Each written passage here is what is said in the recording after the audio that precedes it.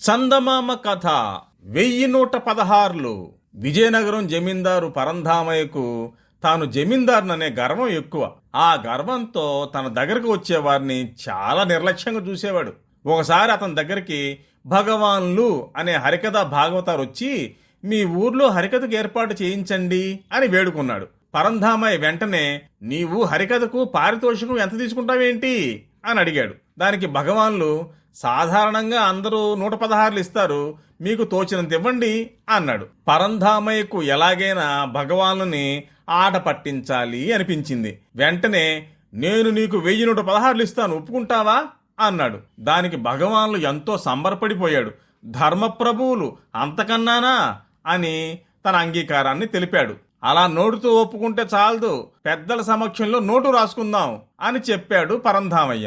Note ఎందుకండి, మీరు ఇచ్చినంతే పుచ్చుకుని వెళ్తాను అని భగవాన్లు అంటున్నా వినిపించుకోకుండా పరంధామయ్య ఊరు పెద్దల సమక్షంలో నోటు రాయించుకున్నాడు. ఆ తర్వాత భగవాన్లు ఆ ఊర్లో హరికథ చెప్పాడు. భగవాన్లు వేరే ఊరికి వెళ్ళడానికి సిద్ధపడుతూ పరంధామయ్యను డబ్బు అడిగాడు. అప్పుడు ఊరి పెద్దలందరూ అక్కడే ఉన్నారు. ఉండు తెస్తా అని లోపలికెళ్లిన పరంధామయ్య 11 రూపాయల 16 పైసలు తీసుకొచ్చి భగవాన్లు చేతిలో పెట్టాడు. ఇదేమిటి ఎంత ఇచ్చారు అని అడిగాడు భగవాన్లు. 1116 అన్నానే గాని రూపాయలో పైసలో మనం అనుకోలేదు కదా, అందుకని 1116 పైసలు ఇచ్చాను అన్నాడు పరంధామయ్య. అక్కడే ఉన్న ఊరి పెద్దలు నోటును మరోసారి తిరిగి పరిశీలించారు.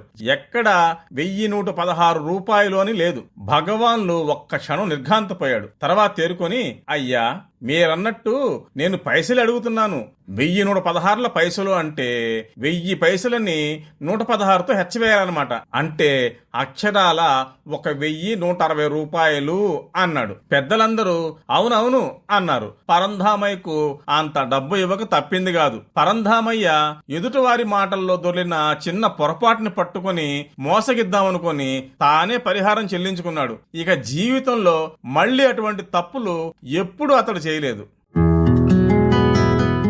చందమామ కథ వారసుడు ఎవరు? పూర్వం గంగావతి నగరాన్ని పాలించే అమరసింహుడికి అజయసింహుడు, విజయసింహుడు అనే 2 కుమారులు ఉండేవారు. వారిద్దరికి రాజు శ్రద్ధగా విద్యాబుద్ధులు చేపించాడు. ఇద్దరు మహావీరులు అయ్యారు. కుమారులిద్దరూ యుక్త వయసులోకి రాగానే రాజుగారికి ఒక చిక్కు సమస్య ఎదురైంది. వారిద్దరిలో ఎవరిని రాజు చేయాలా అన్నదే ఆ సమస్య. తన కుమారులకు విద్య నేర్పిన గురువు గారిని సంప్రదించాడు రాజు. గురువు గారు కూడా వారిద్దరూ అన్ని విషయాల్లోనూ సమానులే అన్నారు. ఈ విషయాన్ని గురించి మహామంత్రితో చర్చించాడు రాజు. మహారాజా, 2 కుమారులను మీరు సమానంగా ప్రేమిస్తున్నారు కాబట్టి ఈ సమస్య మీకు ఎదురైంది.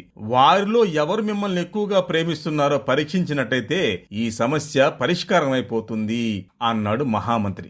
ఆ మాటలకు రాజు, మంత్రివర్య, వారిద్దరూ నన్ను సమానంగానే ప్రేమిస్తున్నారు, అందులో సందేహం లేదు. అయినా వారికి తండ్రి పట్ల గల ప్రేమాభిమానాలు ఎలా పరీక్షించడం అని ప్రశ్నించాడు రాజు. అందుకు మహామంత్రి ఒక ఉపాయం చెప్పాడు. అది విన్న మహారాజు మర్నాడు తన 2 కుమారులతో వేటకు బయలుదేరాడు. వారంతా అటవీ ప్రాంతాన్ని సమీపిస్తుండగా కోటలో నుంచి ఒక భటుడు గుర్రం మీద వేగంగా వచ్చి, మహారాజా, మన కోట మీదకు శత్రుసేనలు చొచ్చుకొస్తున్నాయి, తమరు వెంటనే రాకపోతే ప్రమాదం అని వార్త చెప్పాడు. ఆ వార్త విన్న రాజు తన కుమారుల వైపు చూశాడు. అజయసింహుడు, విజయసింహుడు తండ్రి అభిప్రాయం గుర్తించి కోటను రక్షించడం కోసం బయలుదేరారు. వారలా కోట వైపు కొంత దూరం వెళ్లగానే రాజుగారి అంగరక్షకుడు ఒకడు వేగంగా వచ్చి, యువరాజా, తమ తండ్రి గారి మీద అడవి దొంగలు మూకుమ్మడిగా దాడి చేశారు, మీరు వెంటనే వచ్చి రాజుగారిని రక్షించాలి అని చెప్పాడు. అది విని విజయసింహుడు, అజయసింహ, మనం వెంటనే వెనక్కి వెళ్లి ఆ దొంగల్ని పారద్రోలి మన తండ్రి గారిని రక్షించుకోవాలి, పద అన్నాడు. అందుకు అజయసింహుడు, అలా కాదు విజయ, తండ్రి గారికి మన సహాయం అవసరం లేదు.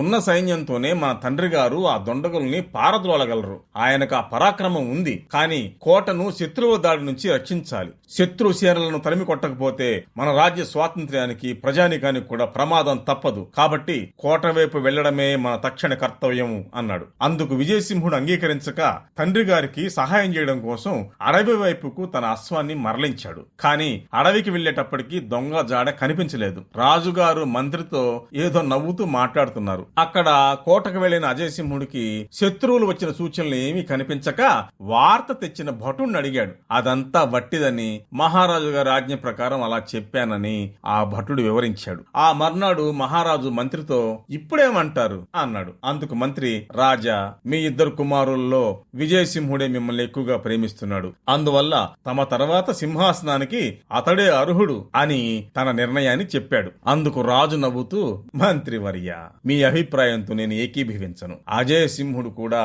నన్ను అమితంగానే ప్రేమిస్తున్నాడని నాకు తెలుసు. అంతేకాదు, నా శక్తి సామర్థ్యాల మీద, నా బల పరాక్రమాల మీద అతడికి పూర్తి విశ్వాసం ఉంది. కాబట్టే దొంగల్ని నేను ఎదుర్కొనగలనని నిశ్చయంగా చెప్పాడు. అన్నిటికన్నా ముఖ్యమైనది, అతడు ప్రజాక్షేమాన్ని, దేశ స్వాతంత్ర్యాన్ని రక్షించడమే ప్రధాన కర్తవ్యమని భావించాడు. దేశ పాలకుడికి ఉండవలసిన ముఖ్య లక్షణమే అది. అందువల్ల నా తర్వాత సింహాసనానికి అన్ని విధాల అజయ సింహుడే తగినవాడు అని తన నిర్ణయాన్ని చెప్పాడు. మహామంత్రి కూడా రాజుగారి అభిప్రాయంతో ఏకీభవించాడు.